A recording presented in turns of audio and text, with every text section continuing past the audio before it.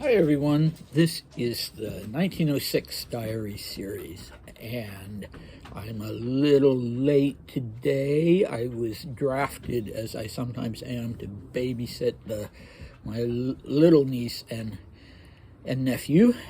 They're twins, so not the teenagers, an 8-year-old and 5-year-olds. And we went to one of these sort of monstrous places that children adore, where there's, trampolines and obstacle courses and slides and all kinds of things, and kids running around everywhere screaming.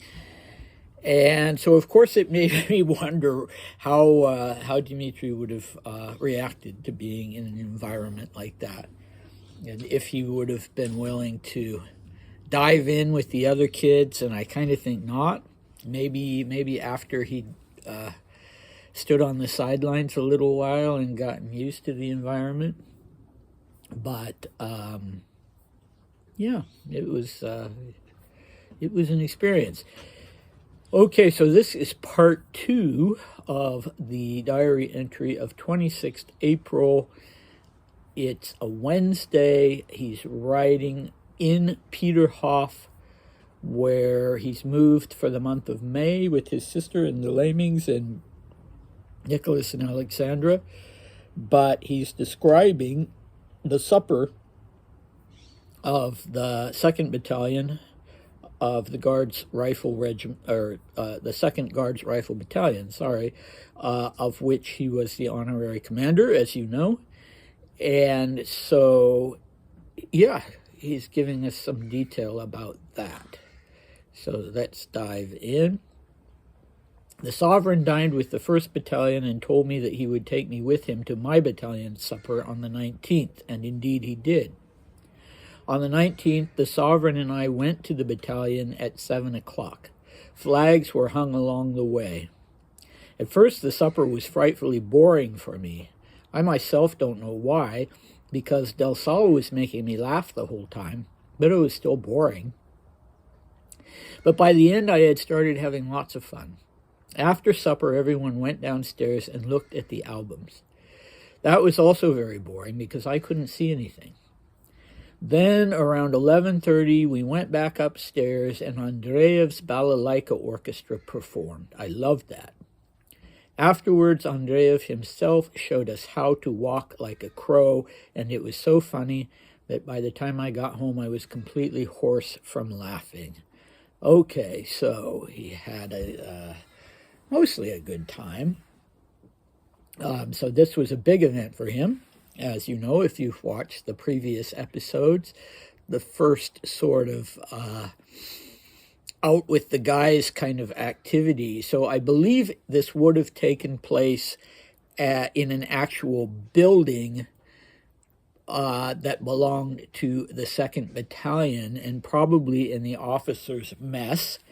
We find out that we're dealing with a 2-story building at least, and that there were flags hung along the way as Dimitri and the Emperor, undoubtedly in a carriage, went to the officers' mess at 7 o'clock. There were these flags hanging all along the way, and that would have been, a magical thing for a 14-year-old, possibly for anyone. So the supper itself, he's bored, and he can't really understand that because the real commander of the battalion, Del Sol, was making him laugh the whole time, maybe telling jokes or something. But, I don't know, maybe boring, maybe he was feeling a little out of place among all these adults who were having adult conversations, not in the sense of anything X-rated, but just the kind of things that adults talk about when they're together. Undoubtedly, there was some drinking going on, and here he is, and he's 14, and it's an event for grown-up men. So maybe, even though he was laughing, maybe boring is his word for feeling a little like a fish out of water. but clearly Del Sal was sitting nearby and was doing his best to put Dmitri at his ease and help him enjoy himself. And then, as the evening progresses, he does eventually start to have fun, but the fun doesn't really start when they all go downstairs to look at these albums. And I assume that, there would be some photos, but there would also be various things pertaining to the battalion and its history. So this was its 50th anniversary. So, that puts it back to the mid-19th century. And yeah. What surprises me is that the reason this bored Dmitri was not, probably not because he wasn't interested, but because he couldn't see anything. And that is surprising, isn't it? I mean, you would think with your honorary commander and with a 14-year-old boy being among you, that you would want to make sure that he saw the albums. And I guess when you're with the emperor, everything is kind of focused on the emperor. But still, it surprises me that somebody, Nicholas or Del Sal or one of them, didn't make sure that Dmitri got to be up front and look at the albums. But there we go. So the thing that he really enjoys is this performance by the Balalaika Orchestra. So if you remember from one of the past diary entries, when he was being babysat by Miss June, he actually played the balalaika for her, and he loved stringed instruments. I've mentioned before that he was a guitarist, and he played the ukulele, and he played the Russian guitar, which is, I think, an 8 or 9 stringed instrument. And he also played, of course, the balalaika and just the conventional guitar. And he liked to perform. And he liked music in general. He liked going even to churches, to Catholic churches, or any church that had noteworthy standing as a place to listen to organ music or choral music. He would go just to listen to the music. Okay, so he really enjoys this, and this was a first-rate orchestra. This was a famous Russian orchestra leader by the name of V.V. Andreev, and he was the first Russian orchestra leader to use native instruments.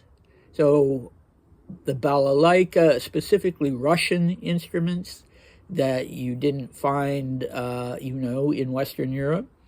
And he had this whole orchestra of balalaika players, which is really cool. And, he was into Russian folk music and that sort of thing. And I imagine this cost the battalion a pretty penny. But apparently they had no shortage of resources because, as we know, they gave Dmitri this jeton that actually had diamonds. So you can find Andreev. He has an English language Wikipedia entry, and you can also find things about him on YouTube. I don't know that there were any recordings of his music. He actually died in 1918. I don't know the circumstances, but yeah, I think if there are any recordings, they're not something that, I have access to, but you can listen to some beautiful balalaika music that he composed, I believe, on YouTube, and I encourage you to do that. I was just listening to some of it myself, and it's really beautiful. Okay, so that would be initials V, and then Andreev, which is Andreev, if you want to have a look for him. So it's already, well, this is another thing. So Dmitri says that he and Nicholas went to the battalion at 7 o'clock, and then it's 11:30 by the time Andreev even begins to play. And so that's a long haul for a 14-year-old being at this event where there are no other kids and it's not oriented toward kids. So, you know, and he's not used to staying up beyond 11 o'clock.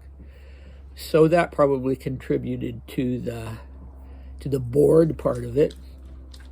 But after this performance by the orchestra, which he loved, he also talks about Andreev showing us how to walk like a crow. So apparently Andreev was a real showman, and he was thriving in this particular environment and doing this sort of comic routine, and Dmitri loved it.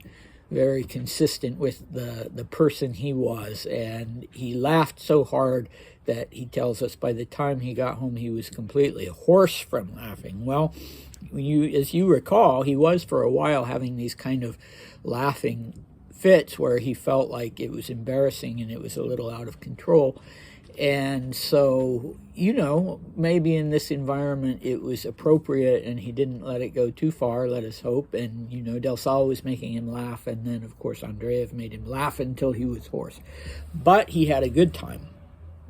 So, starting tomorrow, we are into May, and we are going to learn some more about life in Peterhof. Lots of complaints to start out with, but that will change. And in fact, May is going to be a short month for us because he's not really going to be writing while he's in Peterhof.